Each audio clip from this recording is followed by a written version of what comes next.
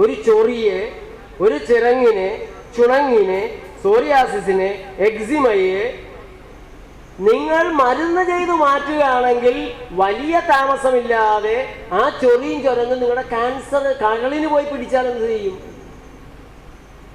പുറത്തേക്ക് വന്നപ്പോൾ നിങ്ങൾ സമ്മതിച്ചില്ല, അത് അകത്തേക്ക് തന്നെ പോയി. അത് നിങ്ങളുടെ ഹൃദയത്തിന് വന്നാൽ, കരളിന് വന്നാൽ, ശ്വാസകോശത്തിൽ വന്നാൽ, യൂട്രസിൽ പോയി കിടന്നാൽ അതിനെ ആദ്യഘട്ടത്തിൽ PCOD എന്ന് പറയും, ഫൈബ്രോയിഡ് എന്ന് പറയും, ട്യൂമർ എന്ന് വിളിക്കും. പിന്നെയും കെമിക്കലുകൾ കയറി അത് ക്യാൻസറായിട്ട് ആളിപ്പടർന്നു എന്ന് വരും. ഇപ്പൊ ചിന്തിക്കണം, എന്താണ് എൻ്റെ ശരീരത്തിലൂടെ ചെയ്യുന്നത്?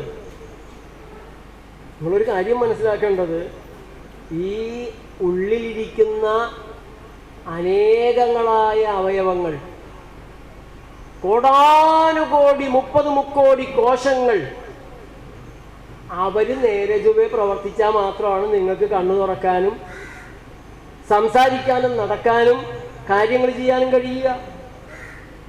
അവിടെ നിന്നാണ് ഇങ്ങോട്ട്, ഇവിടെ നിന്ന് അങ്ങോട്ടല്ല.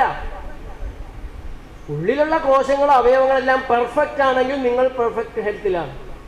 അവയ്ക്ക് എന്തെങ്കിലും താളപ്പഴ ഉണ്ടെങ്കിൽ നിങ്ങൾക്ക് തലപൊക്കി എഴുന്നേക്കാൻ പറ്റില്ല. അതുകൊണ്ട് നിങ്ങൾ അങ്ങോട്ട് അതിനെ നന്നാക്കാൻ നോക്കരുത്, അഹങ്കാരം കാണിക്കരുത്. നിങ്ങൾക്കതിനെ നന്നാക്കാൻ പറ്റില്ല. TV ദൂരെ ഇരുന്ന് കളി കണ്ടോളൂ. കുറെ കൂടെ നന്നായിട്ട് കാണാൻ TVയുടെ സ്ക്രീൻ തല്ലിപ്പൊട്ടിച്ച് തലയകത്തിട്ട് നോക്കിയാലേ വിവരം അറിയും. നിങ്ങൾക്ക് ഈ ആന്തരികമായ സിസ്റ്റത്തെ നന്നാക്കാൻ പറ്റില്ല. അത് സ്വയം കേട് തീർക്കുന്ന സംവിധാനമാണ്. പാടില്ലാത്ത പണിയെടുത്ത് ആകെ അവശയായി നിങ്ങൾ പറഞ്ഞു അത്താഴമൊന്നും വേണ്ടെന്ന് കിടന്നുറങ്ങിയാൽ മതി. നിങ്ങളൊരു ഉറക്കം അങ്ങോട്ട് ഉറങ്ങി. ഉറക്കം എഴുന്നേൽക്കുമ്പോഴോ വേദനയും പോയി, പ്രയാസവും പോയി. ഇതാര് പരിഹരിച്ചു? നല്ലൊരു തലവേദന വന്നു, നിങ്ങൾ കിടന്നങ്ങോട്ട് ഉറങ്ങി. നല്ലൊരു ഉറക്കം കഴിഞ്ഞ് എഴുന്നേറ്റപ്പോഴോ തലവേദന മാറി. ആര് മാറ്റി?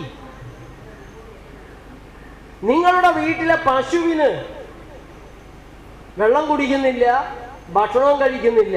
എന്താ കാര്യം? പശു സ്കൂളിൽ പോയിട്ടില്ല. പുസ്തകം വായിച്ചിട്ടില്ല, TV കണ്ടിട്ടില്ല. അതിന്റെ തലയ്ക്ക് വിവരമുണ്ട്. നിങ്ങളുടെ പശു വെള്ളം കുടിക്കുന്നില്ല, ഭക്ഷണവും കഴിക്കുന്നില്ല. കാരണം അതിന്റെ ഉള്ളിലെ സിസ്റ്റം ശരിയല്ല. പെട്ടെന്നുണ്ടാകുന്ന അപകടങ്ങളിൽ, പെട്ടെന്നുണ്ടാകുന്ന അസ്വസ്ഥതകളിൽ മരുന്നുകൾ ഉപയോഗിക്കുന്നതിലൂടെയാണ് പലരും ആന്തരാവയവങ്ങളെ തകർത്തെടുക്കുന്നത്. പ്രത്യേകിച്ച് വേദനയ്ക്ക് വേദനാസംഹാരികൾ കഴിക്കുമ്പോൾ നിങ്ങളുടെ കരളിനും വൃക്കകൾക്കും കേടുപറ്റുന്നുണ്ട്. അതുകൊണ്ട് തന്നെ പ്രകൃതി പ്രഥമ ചികിത്സകൾ എന്നുള്ള എൻ്റെ ഈ പുസ്തകം നിങ്ങൾക്ക് ഏറ്റവും കൂടുതൽ ഉപകാരപ്പെടുമെന്നുള്ള കാര്യം എനിക്കുറപ്പാണ്. തീപ്പൊള്ളലിന്റെ പ്രകൃതി ചികിത്സ, തീ പൊള്ളിയാൽ അതിൻ്റെ പാടുപോലും ഉണ്ടാവാത്ത രീതിയിൽ, കുമളയ്ക്കാത്ത രീതിയിൽ, പൊള്ളി എന്ന് പറഞ്ഞാൽ ആരും വിശ്വസിക്കാത്ത രീതിയിൽ അത്രയേറെ ലളിതമാണ്. അതുപോലെയുള്ള ലളിതമായ രീതികളാണ് 23 തരത്തിലുള്ള പ്രയാസങ്ങൾക്ക് ഈ പുസ്തകം നിങ്ങൾക്ക് നൽകുന്നത്. പുസ്തകം തപാലിൽ നിങ്ങൾക്ക് വരുത്താം, ഓൺലൈനിൽ വരുത്താം.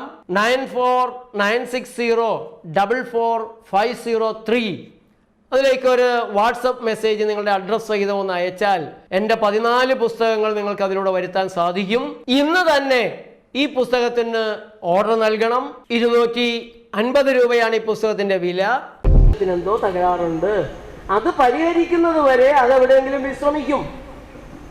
നിങ്ങളുടെ നായയാണെങ്കിൽ വെയിലത്ത് പോയി കിടക്കും, ഭക്ഷണം കഴിക്കില്ല. എന്താ കാര്യം? ഉള്ളിലെന്തോ കുഴപ്പമുണ്ട്, അത് തീർക്കട്ടെ.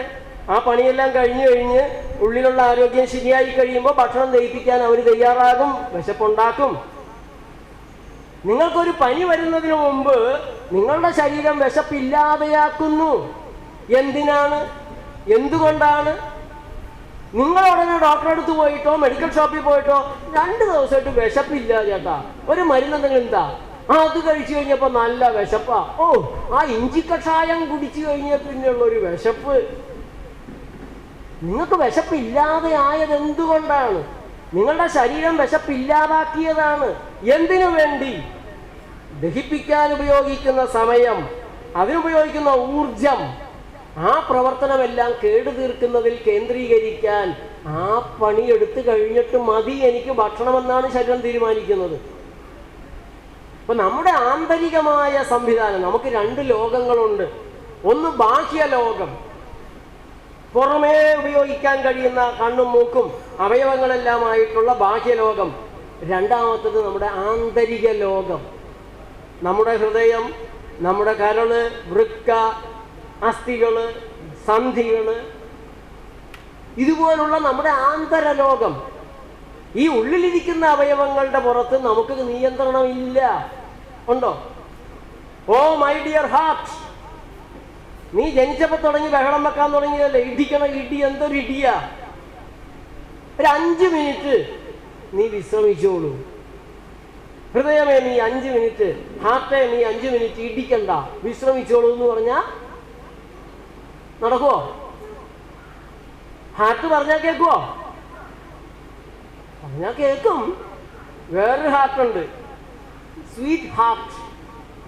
സ്വീറ്റ് ഹാർട്ട് പറഞ്ഞാൽ കേൾക്കും. ഈ ഹാർട്ട് പറഞ്ഞാൽ കേൾക്കൂല, കേട്ടാ തീർന്നു പണി. അയ്യോ കല്ലോ കരളെ, കരള് പണിയൊന്നും എടുക്കണ്ട, 2 ദിവസം ലീവ് വന്നിരിക്കുന്നു.